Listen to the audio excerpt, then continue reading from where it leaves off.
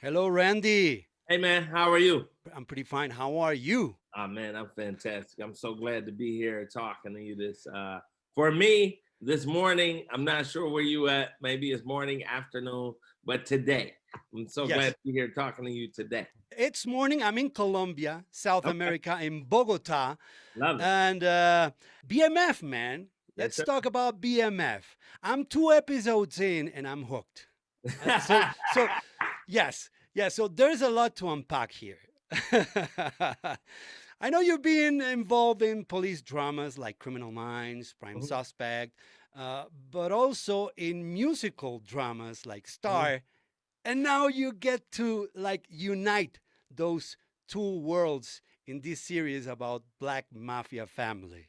That's actually dope. I never even thought about it like that. That's a great statement. I never, like your career is your career. You just work. But that is very interesting. And I do think from working on shows like The Shield, you know, Criminal Minds, Trauma, and then working on Star, you know what I mean? I think I was able to pull a lot of those resources together um, and make it all work in the show. But probably one of my biggest influences from a working standpoint was probably Power. You know what I mean? Mhm. Because in Power, what Courtney was able to do with her soundtrack, and I was right there watching her. You know what I mean? And soaking up all the game that I could. And it's a saying that good artists borrow, but great artists steal. You know what I Yeah. mean? So I stole all the pieces that I need in every other job that I had and brought it in here and made this series BMF. What do you guys decide to tell this story? First of all, we're looking at two of the biggest urban drug dealers Yeah. in the history of the United States. Second, not only were these dudes drug dealers, I mean, then they started to venture off into entertainment, into music. Yes. Third, probably most important, they're from Detroit. I am from Detroit. So you got a Detroiter telling a story about two of the biggest street lords from Detroit.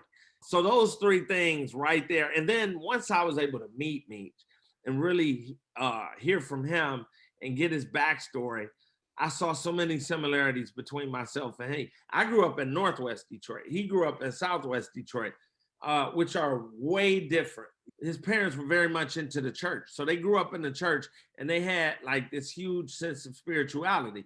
I grew up in the church with my grandma. The spirituality never leaves you. So no matter what, like I used to say this thing, like if you raise somebody right, you know, you want them to venture away from the tree, but ultimately they're gonna come back and they're gonna find where they belong. It may not be right beside the tree, but how much shade they need to get off of that tree. So that certainly was the case with me. And the more and more I talked to Demetrius, Terry, and Nicole Flenory, you know what I mean? The more and more I was able to understand our similarities. Most people would think these dudes came from a broken family. They savages, they whatever, So what my job here was to try to humanize these guys. You know what I mean? Because they really are regular people who are just in a very, very disadvantaged situation. Yeah, because this is a story about family and pursuing the Absolutely. American dream. 100%. That's This, exactly what it is. And that dream is different for everybody. Like my slice of the American dream wasn't the same slice as Demetrius or Terry Flenory's. yeah. You know what I mean? But it's still a piece of the American dream.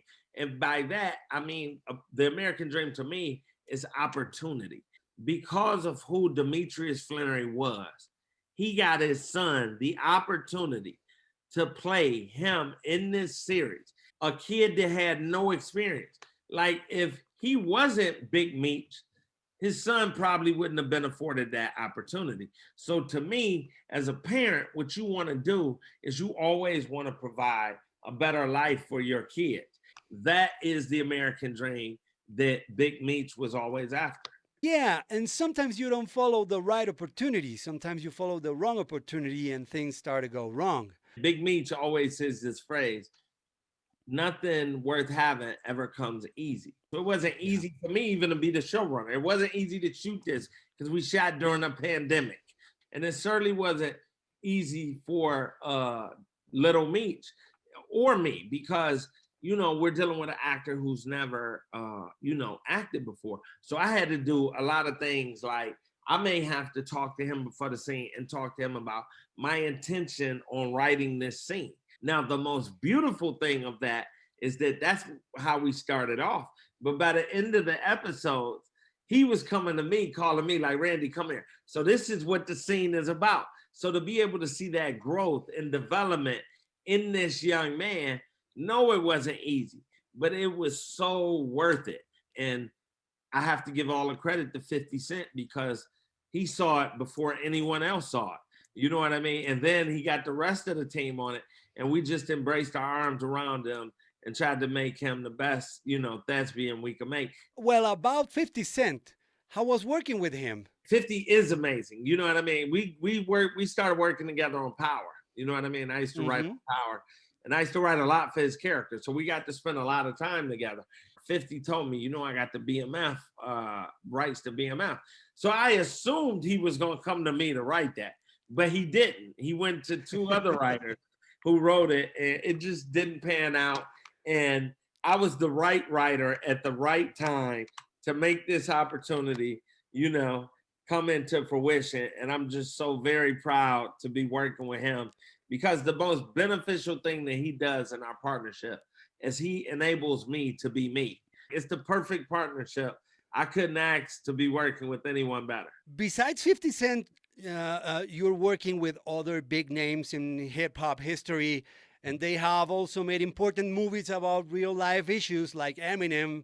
Yeah. He did The 8 Mile. I mean, Snoop Dogg, that guy is an institution.